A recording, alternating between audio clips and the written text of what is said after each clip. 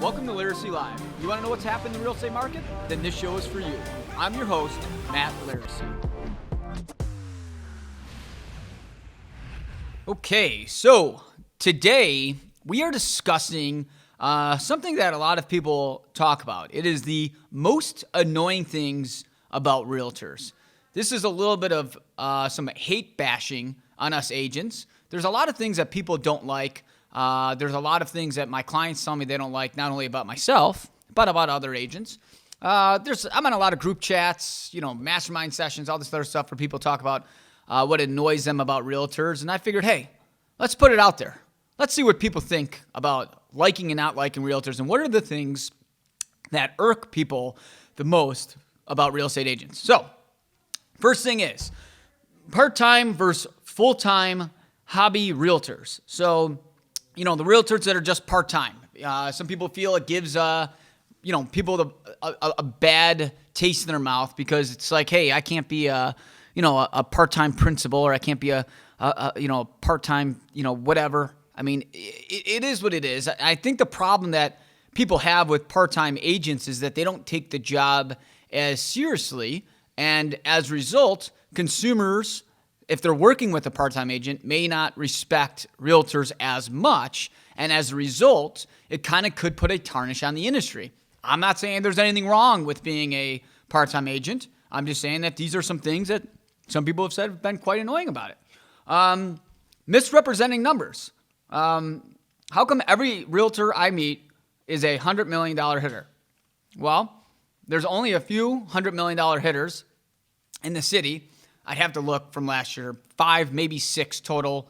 There's 26,000 plus in the Chicagoland area. There's like 42 to 46,000 plus in Illinois. And I think in the entire state, there's less than like 10 or less. I actually think it's less than 10 people do over 100 million. So, I think the problem is that every single person states that they're number one, or they state that they're doing, $1 billion a year. And the problem is that people get annoyed by it because you get a mailer in your mail. People send out these mailers and they say, hey, I'm number one agent in Gold Coast. It's like, okay. And the fine print says at X office, out of X numbers, out of X dates between this month. And it's like, okay, well, that's not really being, forthcoming with the correct information. Not everybody can be number one. And nobody said there's anything wrong with being number 2, 5, 10, 15. I mean, listen, again, there's 26,000 plus agents. If you're the 10th best agent in the Gold Coast, who gives a shit? That's pretty damn good. That means there's only 9 more people that are better than you. But everybody states their numbers are wrong, or they misinterpret what position they actually are in the city. Now, listen, I'm a huge believer of looking at rankings and talking about, who's better and who's not. But the reality is, I do think that there has to be some sort of guide so people can, actually not only look, like should be, generally speaking, for the average consumer to be able to look up and actually see what's correct. And 2, people should be fine that misrepresent these numbers. I mean, there's no other business in the world where, Pepsi can't come on TV and say, hey, we do more business than Coca-Cola, and get away with it if they didn't do it. Like, Coca-Cola would probably sue them. Be like, listen, that's lying. That's misleading. And I think that's a big problem that people have with realtors, that a lot of us, we mislead the public, and that can be very annoying to consumers, which kind of tarnishes our reputation. Lying on social media, talking about straight up lying about their numbers and rankings and stuff there. I mean, I see that a lot myself. It's a big thing people do. I think there's an old saying in the book, fake it till you make it. There's a lot of people who post properties that aren't theirs and then act like it's theirs to get more business. And listen, part of me says, hey, shame on them. It's terrible to do. The other part of me thinks to myself, hey, if I'm 24 years old and I have no business, could I have maybe tried misleading to try to get more business? It's possible. And the thing is that we have to think about is that it's annoying for consumers out there that are seeing it, because that's just misleading the public and making people think that we're all liars. The reality is if we lie about business, it's going to directly, make consumers directly think that we're just not honest people, which tarnishes our reputation in the industry. There's a reason why when I go on interviews, a lot of people are almost on the defense. They hate agents. It's like huge. And I know a lot of people are going to say this and be like, oh, I've never seen that experience. I get it that you haven't. I go on like 3 or 4 listing or buyer consultations a day at this time of year. And it's like the first thing they say, well, we don't really like agents that much. And I used to be like, oh, well, why? And I'm like, well, yeah, me too. I think you look at all this stuff and it could be a reason why people may have a little bit of a bad taste in their mouth. So that's why we're kind of doing this. This is why we're reading off what annoys people. Maybe we can all improve. Every single one of us, me including. Submitting blind offers. Realtors who submit offers without calling or following up often go to spam. I talked about this before. This actually just happened again. Believe it or not, you may say, Matt, that's not true. I could actually prove it. We get offers every single day of the week in my inbox. A lot of times they go to my spam. Late last night, I got 2 offers, around 11 o'clock. And then I didn't see them. This morning, I checked my spam, and there they both were. And of course, I called them both straight to voicemail. One of their voicemails was full. That may annoy me. I'm not sure if that's on my list. I don't know why you're not cleaning out your voicemail if you're in sales. But if you're not going to represent your client and you're just blindly submitting over an offer without a call and a follow-up text or considering, if you're afraid to pick up that phone, I hate to say it, you may not be in sales. And I get it. People say, well, look, I don't want to call and disturb somebody. You're in sales, guys. You're in sales. You're a realtor. You're a salesman, okay, or woman. So the reality is that you got to present the offer. If you're not willing to present the offer, what's the point? What are you doing? What are we doing here then, right? Because I can't tell you how much and how annoying it is that we get offers sent to us. I don't know anything about it. Or they'll check something in a fine print box that we miss, and then they're like, oh yeah, we threw a $5,000 credit in there. You didn't see that? It's like, okay, well, I went off an email. This is what people will do sometimes. They'll send out like terms. They'll say, hey guys, here's the contract. It's $250, 20% down, March 31st close. No sales contingencies. They'll put that in there. I'm like, okay, I'm driving. I forward to the client. I'm like, hey, this is what there is. I haven't had a chance to review the contract, but this is what it is. We'll work out a counter to get back to them quick. My mistake, my fault for not opening up the contract, but sometimes you're on the move, right? Not making excuses. Definitely say that Matt needs to work on maybe not presenting it as quick. And then we're negotiating. The guys are like, yeah, I want a $5,000 credit. It's like, well, you put in the body in the email that you didn't call and present it, so I didn't see it. And that's a mistake myself makes and some other people make is that, there's a lot of things that people try to sneak in on contracts. And we've learned from that mistake from years ago. But I'm saying is that like all of this would have been not needed had somebody just call up and presented the offer. If you're hiring somebody and they're not willing to negotiate on your behalf, isn't that a huge component of what you're hiring that realtor for? If they're just emailing it over, can't you just email your own offer over? If that's all you're doing? Like, it doesn't really make sense to me. Pushing pocket listings. We just did a whole podcast about this one too. Realtors will, only do pocket listings. And a lot of people feel they do it for less work. Now, I'll tell you, I do think pocket listings are good in certain scenarios. I do. I personally believe for a general run-in-the-mill property that's probably going to sell within the first week because it's in a hot area, low inventory, etc., you put that bad boy in the market. But I know for a fact, firsthand, people will just put them on the pocket because, hey, I don't even have to show it more than one time and I'm going to get paid. A lot of people, most realtors, all they ever talk about is GCI. What's my GCI? How much money am I making? What's this? Money, money, money, money, money, money, money, money. And I'll tell you right now, that's the quickest way to fail in this business. If all you care about is your GCI or how much money you're making, you're doing it wrong. So one of the first things I ask, if whenever I interview somebody, if they bring up money right away, I don't want them. I don't want someone who's driven by money. I want somebody that's driven to be the best, and that's it. If you're driven to be rich and just make money, you're not in this for the right reasons. And I get it. Listen, there's nothing wrong with it. There's nothing wrong if you're just money hungry. I just like people who want to be the best. I want somebody who wants to wake up and be the best version of themselves every single day. And when you're pushing pocket listings and stuff like that, most of the time, it's just for your best benefit. I'm not saying there's not scenarios where it's not good. I'm not saying that I won't post pocket listings. I'm saying in certain scenarios, I feel some agents are being lazy about it. Escalation clauses. Realtors who push these escalation clauses. A lot of times the consumers don't even know what this is. I went on a tangent about this before, and I'll do it again. I'll tell you, these escalation clauses to me are, I think what I didn't touch on last time that I'll touch on this time is how bad you look to the seller. A lot of agents gave me a lot of pushback about how dumb I was for saying I don't like escalation clauses, and that's a bad way to look about it, etc.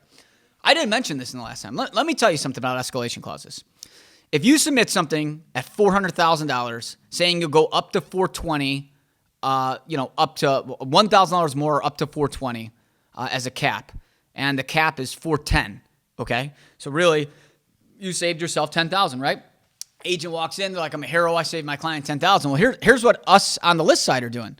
Our seller's like, "Why didn't that guy give me $420,000? I want $420,000 now." And we're like, no. They're only going to give you $420,000 if somebody else did. And the sellers are like, no, I want $420,000. And I'm like, no, sir, that's not how it works. It only works if somebody else gave you $420,000 and then they did $420,000. And then the seller's like, well, then tell them somebody else gave me $420,000. And now I'm like, well, I can't do that. That's illegal. I'm not going to break the law. How many other people are doing that, though? How many other people aren't breaking the law on this? Huh? I'm a strong-ass individual. You can't push me, my friend. I'll push you back. 99% of agents, you push them, they'll fold like a chair. How many of them are lying about that? How do we ever know if they're lying about that? That's why I don't like escalation clauses. I think they're fake as fuck. I think most people just lie and are full of shit of this. And yeah, every now and then you may save your client a couple grand, definitely. And I'm sure a lot of you out there are like, hey, I've won out a lot. It's a great success rate for you, etc. I represent a lot of buyers. Actually, you could look. I represented the most buyers last year in Chicago. It's a statistical fact. And I'll tell you right now, it leaves a bad taste in your mouth when you do it. And if your client is willing to go there, I think they should be willing to go there up front. Put your money where your mouth is. I tell my clients the facts. I'm like, hey, if you want to go here, you're going to be overpaying for it by X amount. And I put it in an email. So if that ever comes around in the future and they're like, you told me to go there, I said, no, here's the facts. But when you're on the sell side, you got some explaining to do. It just doesn't make any sense. And I get it. You're representing the buyer, so your job is to do the best thing for your buyer. I'm saying you got to look at it from both eyes, because if you're trying to win out on a multiple bid, we just did this 3 days ago. Somebody wrote an escalation clause, and their escalation was actually technically higher than the offer we got. And my client was like, listen, I'd rather take $2,000 less for somebody who just told me what they're willing to pay. Like, I think that other person who's only willing to pay X if somebody else pays X just seems like a shitty move. It really made my seller mad. And I could see why they do that. I could really see why they do that. Offers without qualified buyers. People who make offers without pre-approval letters. Happens all the time. People who make offers without, having proof of funds or things of that nature. I'll tell you, what drives me crazy is when somebody tells me they're good for it. In my career, anytime I've ever talked to somebody who wants to buy something and they tell me that they're good for it. You guys probably heard this. Anybody that's out there listening probably know this. They're good for it. Usually means they can't afford shit. Because I'll tell you right now, if you're serious about buying, you're really serious about buying, you're going to get pre-approved or show some of their proof of funds. You know what I mean? Especially at these times. Like, I get clients, I got fired the other day. This is a true story. I got fired from a client a week ago because we showed him like 3 tours of properties, and I kept pushing a pre-approval, and they finally sent me some more properties. And I said, listen, I'm not showing you guys any more properties until you guys get pre-approved. And they were super offended. You know what they told me? They told me they were good for it. And I'm like, listen, we're in the height of a pandemic. It is, right? You can't just walk anywhere around without a mask on. Am I wrong? Because you got to wear a mask when you leave the house. So if you got to be protected to leave your freaking house and you're not willing to go online and get a pre-approval letter, you're an asshole. Because I'll tell you, people are putting their lives at stake. You're walking into people's places where they could have kids who have some sort of, problem, respiratory problem, and you're walking around, putting that little kid's life at risk because you're too big of an asshole to get approved. And at the end of the day, although I'm saying the buyers might be that, it's up to the agent to yell at them enough to get approved. And sometimes you're going to get fired over it. And I got fired over it. And you know what? I don't give a shit. I lost that client. I'm sure somebody that's watching this is probably like, I picked him up and he bought off me. Great. You can have him. I don't want to work with somebody that's not willing to get approved and that's willing to put everybody's life at stake. Now, I'm not denying that, hey, listen, we're going to take out buyers every now and then. One tour maybe, if you don't know them too well, to show them some places without a pre-approval letter. That's totally legit. That's normal. You can't get every single person to do it right away. But if you're going out 2 or 3 times and that person's not getting approved, you as an agent have a fiduciary responsibility for the public, especially in days like today, to make sure the guy or girl is actually legit. And that is super annoying. Lack of education.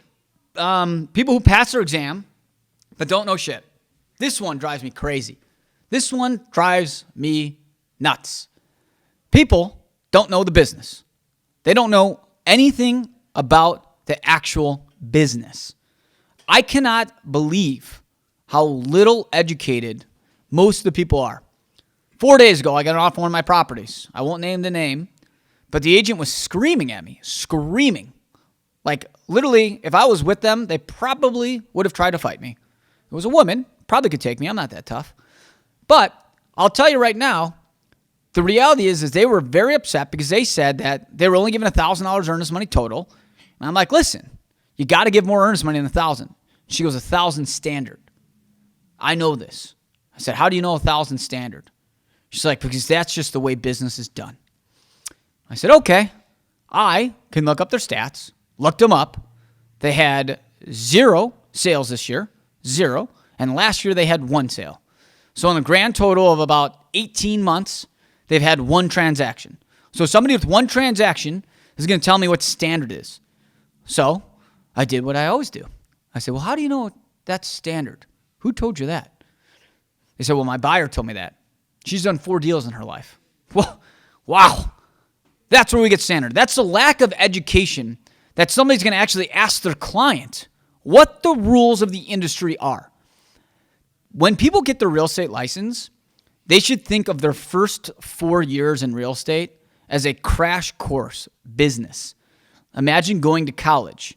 You did a 4-year education. You should do 4 years in real estate and just think to yourself, hey, I'm not going to make shit. My first 3 years in the business, I made less than $17,000 a year. I didn't give a shit. I said, I'm not going to get rich in money. I'm going to get rich in education. And when the market would turn, I'd be the smartest motherfucker you're ever going to meet. And that's the way I built my business because I wanted to know how the business was. And the problem is that annoys most people and why the public doesn't respect us agents as much is because most of us don't know what the hell we're talking about.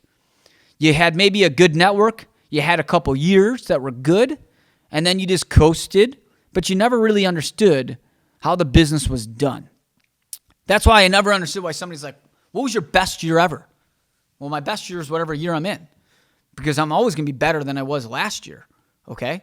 Now, maybe if you get above 100 million and some guy had like a couple million off, I could see your point, but I'm saying in general speaking, you should always have a better year. And the reason people have less years, they're not educated. And maybe it was just a hot market and they have a good network. But when the going gets rough, people need to go to people that know what they're talking about. And that comes with education. So I think we owe it to ourselves to make sure that we know what's going on and what's happening in the industry. Another one, not embracing technology. Somebody did tell me this. I was at a appointment a couple of days ago, and somebody said, well, I'm not good with technology, and the person I interviewed before you wanted me to fax it over to them, and I said that my fax machine's not working, and I legitimately said that this is in 1984, and we're not going to be faxing anything over to anybody.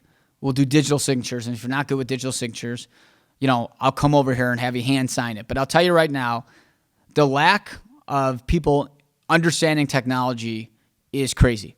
If you're not willing to learn where the technology is going in this industry, you're not going to be able to survive. And I don't mean that in a rude way, but it's annoying for the public because if you don't keep up with it, you're going to be left in the dust. I fully believe there will be less realtors in the future because the business is moving to try to cut down on real estate agents. Wall Street, all Wall Street's trying to do is monetize real estate. I don't blame them. We're barbaric in some ways. I'm not saying that what they're doing is right. I'm not saying what they're doing is going to work. But I could see why somebody that, is into computer engineering and understands artificial intelligence, that's like, hey, there's a lot of money to be made in real estate, and that's an untapped industry to break into. The reality is taxi drivers thought Uber would never do anything. Oh, look what happened. The travel industry thought, nobody would ever, TripAdvisor and some of these other things would never take away their jobs. Now, I don't think real estate, I don't think realtors will ever technically go away, but I do think that technology is going to cut down on the amount of agents that are there. It's far too easy to get your license and say you're a real estate agent. If you leave your house right now, if you're downtown Chicago, you leave your house and you walk a mile and you go into a Starbucks, say hi to 6 people, you walk another mile, you go into another Starbucks, say hi to 6 people, you're probably going to walk into 20 realtors. It's just a fact. Everybody's got their license. What are you doing with it? How much are you making technology work for you? If you learn the technology and you keep up with it, you'll be okay. But if you can't figure out digital signatures or how to try to, figure out what the next wave of the technology is coming, and you lose business over it, you can't be mad at anybody but yourself. Family members and friends, realtors who only work with people that are only people of their family or friends, or pressure people to use them because they're family member or friends. That's a big one. I mean, listen, I don't think that's a bad thing. I understand that this may annoy people. I think this one came from, we asked people what annoys them about realtors. I think this one probably came from people who are probably know that their friends got their license, as I just said, and they felt the pressure to do it. I mean, listen, your best friend gets a real estate license. You're about to make the biggest purchase of your life. You're going to feel probably pretty shitty not using them. I mean, I'll tell you right now, my first sale was my second sale was to one of my best friends. A lot of people, when you get your license, the first thing a big company is going to tell you to do is lean on what they call the sphere of influence. Your sphere of influence are your family members and your closest friends, and you're supposed to lean on them to try to get business. And I'm sure your family members and friends probably lean back and are like, fuck, man, I don't want to use them because I got their license, but I kind of have to. We lose a lot of business every year because, clients of ours, their family members get their license. Some of them get their own license. There's realtors right now that are probably watching this. There were clients of mine at one point that then got their real estate license. So I don't think it's necessarily a bad thing, but I will tell you some advice is, you shouldn't pressure your family or friends to get business. I think you should let them know that you have your license, but you can't get mad at somebody if they don't use you. I've had good friends of mine. Well, I mean, I don't really have friends anymore, but when I did, I would say that, when I first got in the business, I would get hurt and offended if a friend didn't use me to buy. And I remember, and I think about this a lot because I tell this to my new agents that come in, is that like, I would get very upset. I'd have a little bit of animosity towards them and just be like, man, I can't believe they didn't use me. And as I got older and learned more about the business, I could see why. Some people don't feel comfortable working with their friends. It's a big decision. There's a lot of uncomfortable conversations. And once you kind of have that friend relationship, it's harder to make those conversations and feel comfortable about them. Now, I've become hardened over time, and I don't feel uncomfortable in any situation, so I will always tell you just what I think. But I could see, if you're a little bit more emotional driven, how hard it could be when you work with family and friends to kind of have those honest conversations you need to have, because it's tough to have them.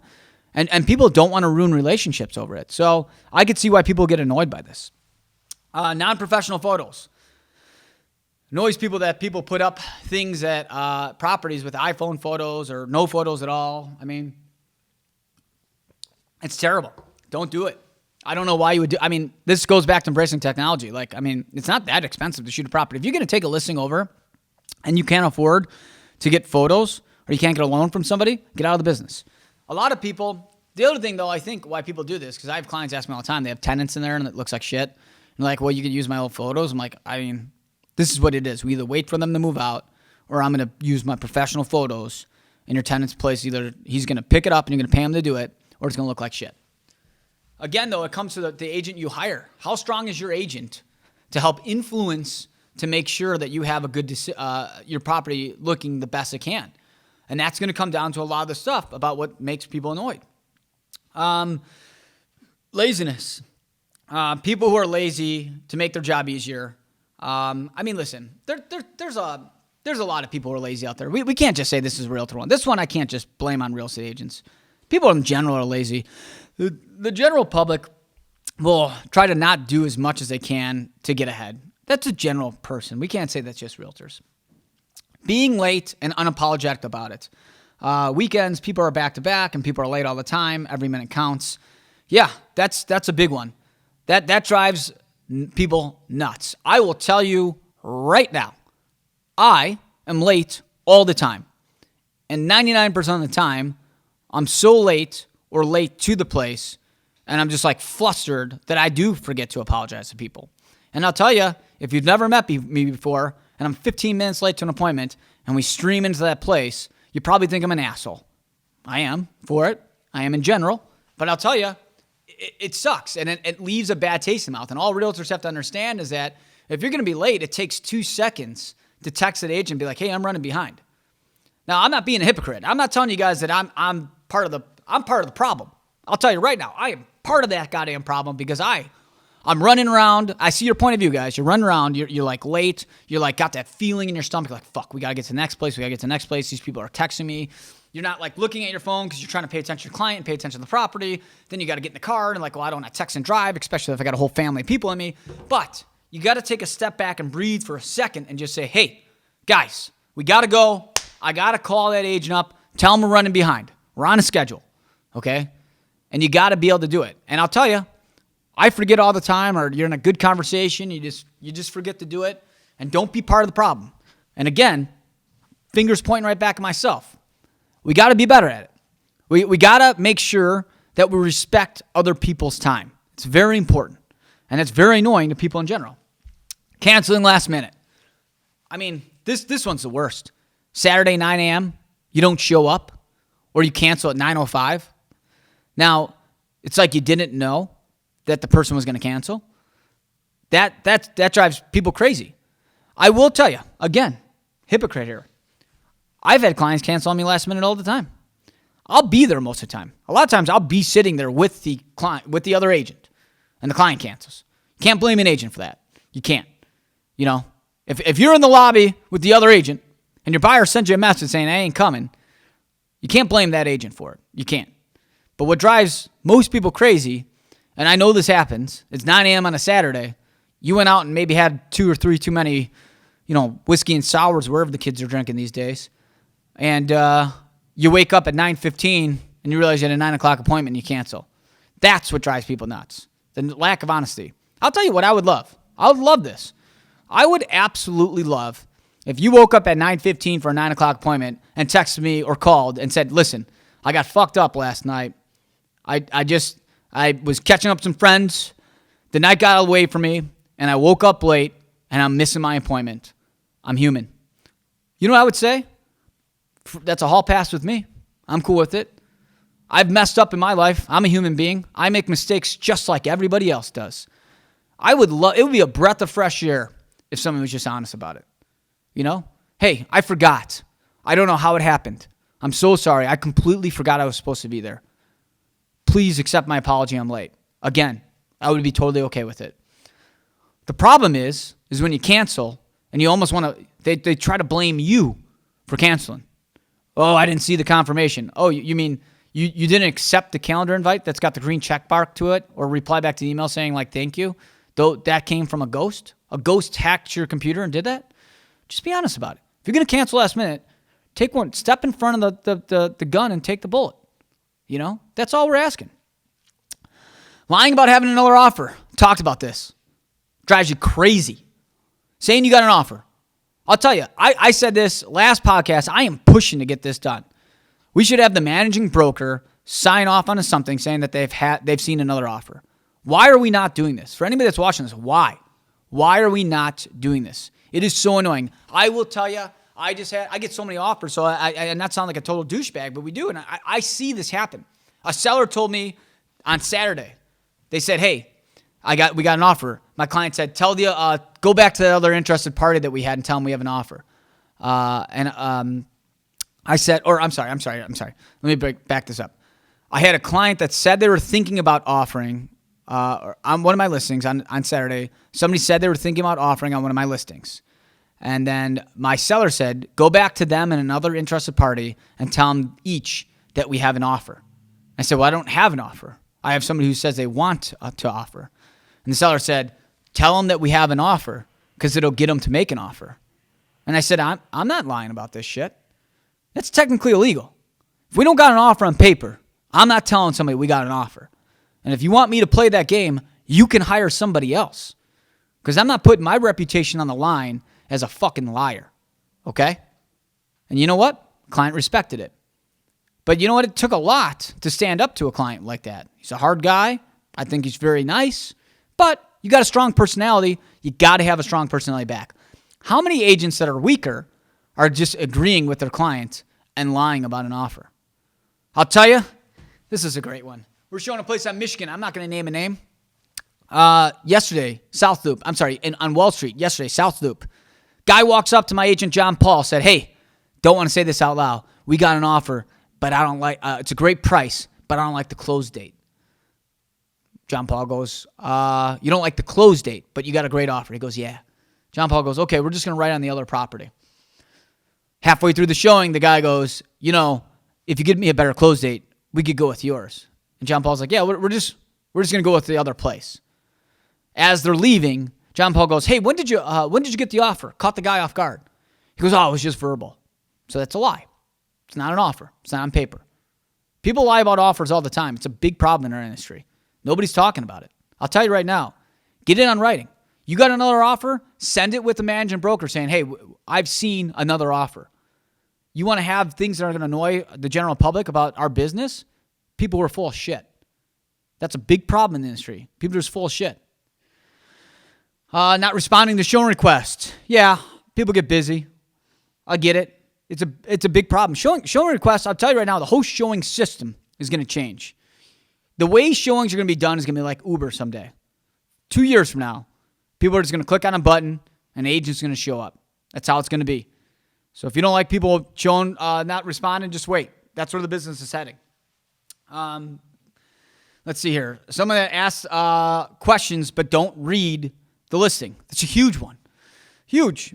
People don't read the listing, and then they schedule an appointment, and then they get there like, oh my God, this is a duplex down?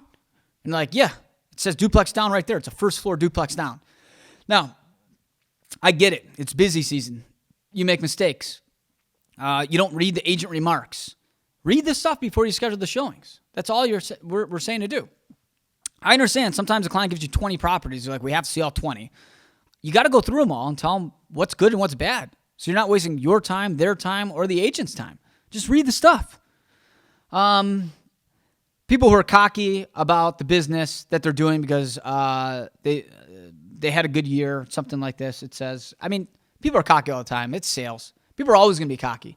And it's always going to annoy people about it. But, you know, we got more of these. I think we've kind of beat this here. The reality is that there's a lot of annoying things about agents. But, you know, we put this in perspective. Agents do a lot of stuff. And there's a lot of stuff everybody, including myself, can improve on and can continue to improve on. But I think there's a lot of great things about us. They make the buying and selling process easier. It's less stressful, especially if the person that you're working with knows the area and the location and what they're doing. They can make this probably the least headache part of your life and during probably one of the most stressful times of your life. You know, they keep clients, you know, you could keep up with communication. Being an excellent communicator. Agents, for the most part, are excellent at communicating problems and what's happening to, again, make such a stressful time less stressful. Negotiations, iBuyings, and all this other stuff that they talk about getting rid of agents. Selling your property for a 30% discount when an agent may be able to get you 35% more than an iBuying because of their negotiating skills. These things are critical to making that decision of getting more money for your property. They can offer suggestions on how to make your property show the best when you put it on the market that ultimately will lead you to a higher sales price. They have access to all of the best technology if they use it, like 3D tours and drone videos and getting on websites and just making the technology work for you rather than against you. If you're not hiring a real estate professional, figuring all this stuff out and managing it and finding the technology and scheduling the showings on your own and revolving your day around it, it takes a lot. I realize at the end of the day, most consumers see how much money an agent makes or what the commission is, and that's all they focus on. But I say, put down on paper how much time is spent. Look at what you make an hour. You make $100 an hour, and you're going to spend, 1,500 hours doing this on your own. Did you make or lose money off the commission you were charged? And now I'm just using fictitious numbers, guys, but I'm saying that efficiency and your time is essentially worth a lot. Agents are great on social media networking. Ultimately, your network can be the reason why a property does or does not sell. But I do think there may be a lot of annoying things about us. A lot of you may hate us agents, but there's a lot of good things too. And we put this out there to try to improve on all of us, that we can all think about things that people don't like, and maybe we can all self-reflect on some of this stuff. I'll tell you right now, I know there's a lot of stuff I listed off here that I do too. I'm part of the problem. I'm not saying I'm better than all this stuff. I'm saying it's stuff that we can all use to improve on, and if we continue to do so, the industry will continue to do better. So thanks for listening, guys. Make sure to hit the bell, tune into our next episode, and subscribe to our YouTube channel so you're the first to be notified about these. We release these here first before we go anywhere else. Thanks for listening to Laricy Live. Make sure to tune into our next episode and subscribe to our podcast. Thanks for listening to Laricy Live.